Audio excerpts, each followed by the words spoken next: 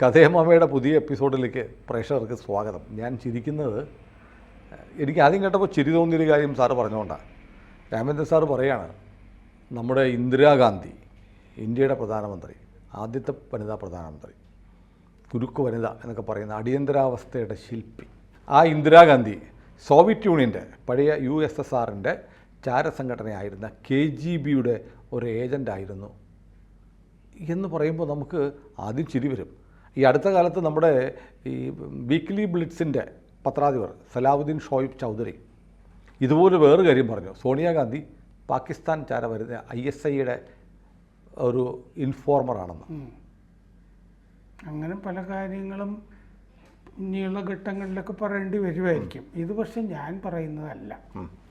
മിത്രോക്കിൻ ആർക്കൈവ്സിലുള്ളതാണ്. മിത്രോക്കിൻ archives വളരെ പ്രസിദ്ധമായ പുസ്തകമാണ്. രണ്ട് ഭാഗം. ആ രണ്ടാമത്തെ ഭാഗത്തിലാണ് ഇന്ദിരാഗാന്ധി ചാരവനിതയാണ് എന്ന് പറയുന്നത്. മാത്രമല്ല KGBയിൽ അവരുടെ കോഡ് വാനോ എന്നായിരുന്നു. വാനോ എന്ന പേരിലാണ് മിത്രോക്കിൻ അവരെ പരാമർശിച്ചിട്ടുള്ളത്. അപ്പോൾ ഈ വാസിലി മിത്രോക്കിൻ എന്ന് പറയുന്നത് പ്രേക്ഷകർക്ക് ആരാണ് എന്ന് നമുക്ക് പറഞ്ഞു കൊടുക്കാം. ഈ വാസിലി മിത്രോക്കിൻ എന്ന് പറയുന്ന ആളായിരുന്നു KGBയുടെ ആർക്കൈവ്സിൻ്റെ ചീഫ് ആർക്കൈവിസ്റ്റ് ആയിരുന്നു. രേഖകളൊക്കെ സൂക്ഷിച്ചു വെക്കുന്ന ആ സ്ഥാപനത്തിൻ്റെ കസ്റ്റോഡിയൻ. അതെ, അതിൻ്റെ ചീഫായിരുന്നു അദ്ദേഹം. 1948 മുതൽ ഈ KGBയിൽ ചേർന്ന് പ്രവർത്തിക്കുന്നുണ്ടായിരുന്നു. 1984 റിട്ടയർ ചെയ്യുന്നത്. 2004 മരിക്കുന്നത്. അപ്പോൾ അദ്ദേഹം സീനിയർ ആർക്കൈവിസ്റ്റായി 1972-84 കാലത്തൊക്കെ. അത് കഴിഞ്ഞിട്ടാണ് ചീഫ് ഒക്കെ ആകുന്നത്.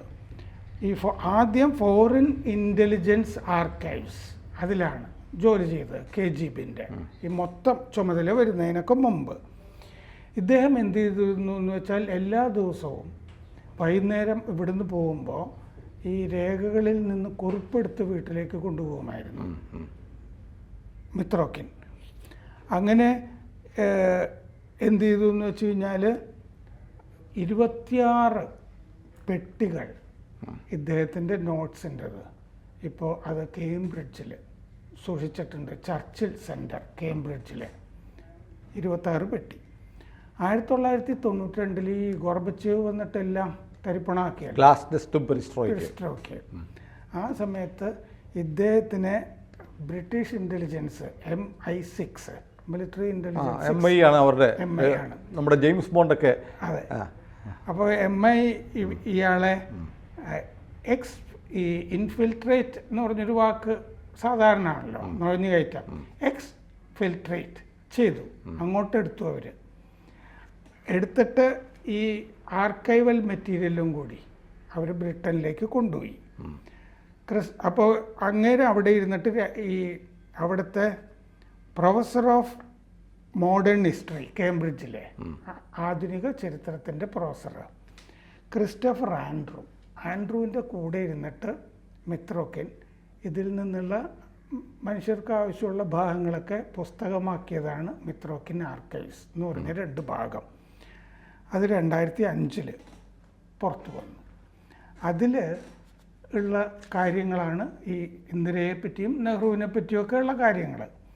2ാം ലോകയുദ്ധത്തിന് ശേഷമാണ് ശീതസമരം സോവിയറ്റ് യൂണിയനും അമേരിക്കയും. അതിൻ്റെ ഭാഗമായിട്ട് CIA അമേരിക്കയുടെ KGB സോവിയറ്റ് യൂണിയൻ്റെ ലോകമാകെ പ്രശ്നങ്ങളുണ്ടാക്കി നടക്കുന്ന 2 ചാരസംഘടനകളായിട്ട് മാറി. അങ്ങനെ ഇവർ ഇന്ത്യയും ഗാന്ധി കുടുംബവും മിത്രോക്കിൻ ആർക്കൈവ്സിൽ പല അധ്യായങ്ങളിൽ കടന്നു വരുന്നുണ്ട്. ഇന്ദിരാഗാന്ധിയും നെഹ്റു കുടുംബവും. The special relationship with India എന്ന് പറഞ്ഞ ചാപ്റ്റർ, ഇന്ത്യയുമായിട്ടുള്ള സവിശേഷ ബന്ധം എന്ന് പറഞ്ഞ അധ്യായത്തിൻ്റെ part 1 the supremacy of the national Congress എന്ന് പറഞ്ഞ ഭാഗത്ത് ആണ് ഈ ഇന്ദിരാഗാന്ധിയുടെ ചാരപ്രവർത്തനം പറയുന്നത്. സ്റ്റാലിന് നെഹ്റുവിനെ മതിപ്പില്ലായിരുന്നു. നെഹ്റുവും ഗാന്ധിയും സാമ്രാജ്യത്വത്തിൻ്റെ പാവകളാണ് എന്ന് സ്റ്റാലിൻ വിശ്വസിച്ചിരുന്നു. ബ്രിട്ടന് മുമ്പിൽ ഇവർ തലകുനിച്ച് നിന്നു, നെഹ്റുവും ഗാന്ധിയും എന്നാണ് സ്റ്റാലിൻ വിശ്വസിച്ചിരുന്നത്. അവർ ജനങ്ങളെ വഞ്ചിക്കുകയായിരുന്നു ഇന്ത്യയിൽ. നെഹ്റു കമ്മ്യൂണിസ്റ്റ് വിപ്ലവത്തിനെ എപ്പോഴും പ്രകീർത്തിച്ചു കൊണ്ടിരുന്നു. ശരിയാണ്, സോവിയറ്റ് റഷ്യ എന്ന് പറഞ്ഞൊരു പുസ്തകം അങ്ങേരുടേത് അല്ല, ഈ പഞ്ചവത്സര പദ്ധതികൾ പോലും അവിടുന്ന് അടിച്ചു മാറ്റിയതാണല്ലോ. അതെ, പ്രധാനമന്ത്രിയായ നെഹ്റു റഷ്യയിലേക്ക് സന്ദർശനത്തിന് പോയി. പ്രധാനമന്ത്രി ആകുന്നതിന് മുമ്പും പോയിട്ടുണ്ട്. മറ്റേ ഒക്ടോബർ വിപ്ലവത്തിൻ്റെ 10ാം വാർഷികത്തിന് നവംബർ 27-ന് 1927 പോയി തിരിച്ചു വന്നിട്ട് സോവിയറ്റ് റഷ്യ, ലെനിൻ മഹാൻ എന്നൊക്കെ പറഞ്ഞ് ബുക്ക് എഴുതിയിട്ടുണ്ട്. അന്ന് നെഹ്റു ചെന്നപ്പോൾ എല്ലാം അവിടെ ഒരു തിരക്കഥ അനുസരിച്ചിട്ട് ഉണ്ടാക്കി വെച്ചതായിരുന്നു എന്നാണ് പറയുന്നത്. ഒരു ഫാക്ടറിയിലേക്ക് കൊണ്ടുപോകുന്നു വിചാരിക്കൂ, ആ ഫാക്ടറിയൊക്കെ കൃത്രിമമായിട്ട് സെറ്റിട്ടതാണെന്ന് അവിടുത്തെ ജീവനക്കാർ. അപ്പോൾ ഈ കൊണ്ടു നടക്കുന്ന ആൾ ഇത്ര ഉൽപ്പാദനം ഇവിടെ നടക്കുന്നുണ്ട്, അതാണ് ഇതാണ്, ഇതൊക്കെ വിശ്വസിച്ചിട്ടാണ് നേരത്തെ പറഞ്ഞ ഈ പഞ്ചവത്സര പദ്ധതി. അവിടെ മുഴുവൻ കർഷകരെ ആക്രമിക്കുക, മറ്റൊരു വെടിവെച്ചുല്ല, ഇതൊക്കെയാണ് നടന്നുകൊണ്ടിരുന്നത്. വലിയ ക്ഷാമമൊക്കെ ഉണ്ടായ കാലമാണ് അത്. കുട്ടികളിങ്ങനെ മെലിഞ്ഞിട്ട് യുക്രൈനിലെ തന്നെ ഒരു കുട്ടിയുടെ ചിത്രം വല്ലാതെ ഒരു, നമ്മളിവിടെ ചെമ്പ് എന്നൊക്കെ പറയില്ലേ, അതിൻ്റെ ഉള്ളിലിരിക്കുന്ന ഒരു യുക്രൈനിലെ കുട്ടിയുടെ ചിത്രം ഓർമ്മയിൽ വരുന്നു, ബ്ലാക്ക് ആൻഡ് വൈറ്റ്, എല്ലും തൊലിയും മാത്രമായിട്ട്. അപ്പോൾ അങ്ങനെ ഈ ഇന്ത്യ നല്ല കളിക്കുള്ളൊരു മൈതാനമായിട്ടാണ് സോവിയറ്റ് യൂണിയൻ കരുതിയിരുന്നത്. അവരുടെ വിപ്ലവ കളിക്കുള്ളൊരു മൈതാനം, ഗൗരവമുള്ള ഒരു കളിയായിട്ടല്ല കൂട്ടിയിരുന്നത്. അപ്പോൾ ഇന്ദിരാഗാന്ധി പ്രധാനമന്ത്രി ആയ ശേഷം ഇന്ത്യയിലെ എല്ലാ മേഖലയിലേക്കും KGB കടന്നു കയറി, നെഹ്റുവിൻ്റെ കാലത്തേക്കാൾ. കാരണം അപ്പോഴേക്കും വാനോ എന്നുള്ള പേരിൽ ഇന്ദിരാഗാന്ധി കോഡ് പേരിൽ KGB രേഖകളിൽ സ്ഥാനം പിടിച്ച് കഴിഞ്ഞിരുന്നു. ഇന്ദിരയ്ക്ക് ഒരു ഘട്ടത്തിൽ KGB 2 കോടി രൂപ കൊടുത്തു. അത് ഒരു നിർണായക വിവരം അങ്ങോട്ട് കൊടുക്കുന്നതിന് വേണ്ടിയിട്ട് കൊടുത്തതിന് തുടർന്നായിരുന്നു എന്ന് ഈ ആർക്കൈവ്സിൽ പറയുന്നുണ്ട്. ഇവർ പണം മേടിച്ചുകൊണ്ട് പോയിട്ട് അതടങ്ങിയ സൂട്ട് കേസ് തിരിച്ചു കൊടുക്കാൻ പോലും മെനക്കെട്ടില്ല എന്ന് മിത്രോക്കൻ പറയുന്നുണ്ട്. അതോടുകൂടി അങ്ങ് കൊണ്ടുവന്ന് അകത്തെവിടെയെങ്കിലും പണം ഇട്ടിട്ട് ഈ ബാഗ് തിരിച്ചു കൊടുക്കും എന്നാണ് അവർ കരുതിയത് എന്ന് കരുതിയിരുന്നു. കൊണ്ടു കൊടുത്ത ആള് ഒരു പെട്ടിയും കിട്ടി, എന്തായി. ഇനി ഇത് കൊണ്ടു കൊടുത്ത ആള് ചില്ലറ ആളൊന്നുമല്ലായിരുന്നു.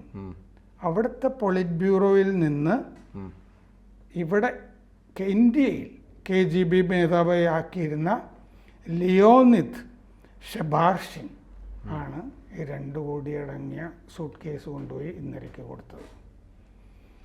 7 കോൺഗ്രസ് മന്ത്രിമാർക്ക് ഇന്ദിരാഗാന്ധി മന്ത്രിസഭയിൽ KGB പണം കൊടുത്തിരുന്നു. നെഹ്റു VK കൃഷ്ണമേനോനെ പ്രതിരോധ മന്ത്രിയായിട്ട് മന്ത്രിസഭയിൽ എടുത്തത് KGB പറഞ്ഞിട്ടായിരുന്നു. മേനോൻ അതിനുള്ള ഉപകാരസ്മരണയായിട്ടാണ് ബ്രിട്ടൻ്റെ ലൈറ്റ്നിങ്ങിന് പകരം മിഗ് മേടിക്കാം എന്ന് തീരുമാനിച്ചത്. 1962-67 തെരഞ്ഞെടുപ്പുകളിൽ VK കൃഷ്ണമേനോൻ്റെ തെരഞ്ഞെടുപ്പ് പ്രചാരണം മുഴുവൻ നടത്തിയത് KGB ആണ്. ഫണ്ട് മുടക്കിയിട്ടാണ്. CPIക്ക് പണം പലതരത്തിലും കൊടുക്കുമായിരുന്നു. അതിൽ രസകരമായ ഒരു വിവരമുള്ള എന്താണെന്ന് വെച്ചാൽ ട്രാഫിക് ബ്ലോക്ക് വരുമല്ലോ, അപ്പോൾ ഇവരുടെ ഏതെങ്കിലും വണ്ടി കണ്ടാൽ ഗ്ലാസ് താഴ്ത്തിയിട്ട് അതിൻ്റെ ഉള്ളിലേക്കും പൈസ ഇട്ട് കൊടുക്കുമായിരുന്നു എന്ന് മിത്രമൊക്കെ എഴുതിയിട്ടുണ്ട്. ഒരു സ്ത്രീ ഏജന്റ് ഉണ്ടായിരുന്നു, അവര് സ്പാരോ എന്നാണ് അറിയപ്പെട്ടിരുന്നത്. സ്പാരോ എന്ന് പറഞ്ഞാൽ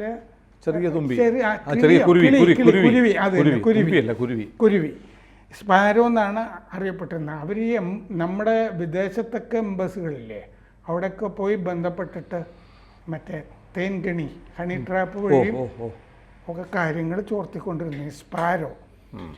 1972 ആയപ്പോൾ ഇന്ത്യയിലെ 10 പത്രങ്ങൾക്ക് ഫണ്ട് കൊടുത്തിരുന്നു KGB. അതിൽ പാട്രിയറ്റൊക്കെ നമുക്ക് എല്ലാവർക്കും അറിയാവുന്നതാണല്ലോ.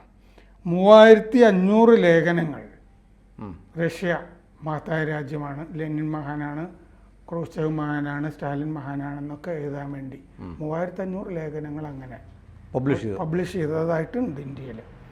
1977 തെരഞ്ഞെടുപ്പിൽ 21 കമ്മ്യൂണിസ്റ്റ് ഇതര സ്ഥാനാർത്ഥികൾക്കും KGB പണം കൊടുത്തു.